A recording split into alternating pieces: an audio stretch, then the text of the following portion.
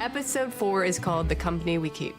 It's just such an interesting episode because obviously Jamie and Claire are talking about what to do with the baby that they've taken from the Beardsleys. Do you want wee Bonnie? And it opens up an interesting conversation because Jamie and Claire have never raised a child together. Right. You know, Brianna was not raised by Jamie, and that's a big regret of his. And here's a chance to raise a baby together. It's not ours, but doesn't matter. We'll love it. It will be ours. If you think about Outlander, you know, Claire was raised by someone not her parents. Roger, you know, Fergus. Yeah, that's our theme. It really is the theme of the book. So what does it matter? And when Jamie says maybe we can do this, it just goes right along with why not? You know. But I think it surprises Claire also. It's, Yeah. you know, it's a great sacrifice that Jamie says, I want to do this for you.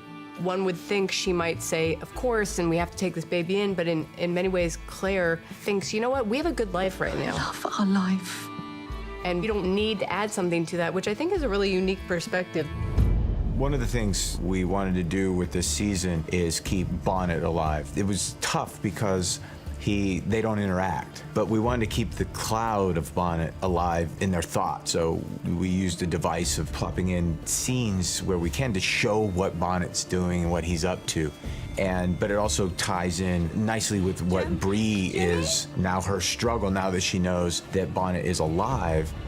Even though she's safe at Fraser's Ridge, you know, she's hundreds of miles from Wilmington or really population because, you know, it's out in the middle of, it certainly was out in the middle of nowhere back in the day. But the haunting won't go away. That's not 100 miles away. That's right there in her head. Her arc in this season is trying to figure out how to survive. You know, we didn't want to just have that trauma go away after the first season, after last season, you know, but it's a constant reminder, as you said, and you know, every time she looks at her husband, every time she looks at her child, it's a constant reminder, and to feel that he's possibly alive at this point now is terrorizing for her. I can't help you if I didn't get what you're thinking. The reason she chooses not to share it with anyone is she really feels like I should be strong enough to deal with this Nothing. and not ask for help, and she's struggling with the best way to move forward. A wee bit of a misunderstanding on our arrival. And you cleared it up with our whiskey. When in Rome, do as the Romans do.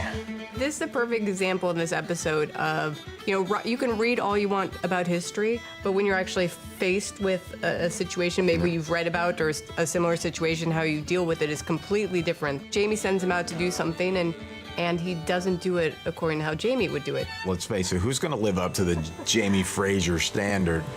He is the king of men. So everybody else at the best is the prince of men. Yes. You know, he's never gonna live up to that. He's never gonna be that guy. And I think Roger knows that. And he's just trying to struggle with, I'm gonna be who I am. And then hopefully one day your father will respect the fact that I love you more than anything. Yes, I may have, you know, I was slightly tardy in arriving to River Run, but you know, things happen. We look past the fact that Roger made it from, you know, New York back to River Run on his own. Yeah. So he had to be a capable enough man to make it in those times back to River Run.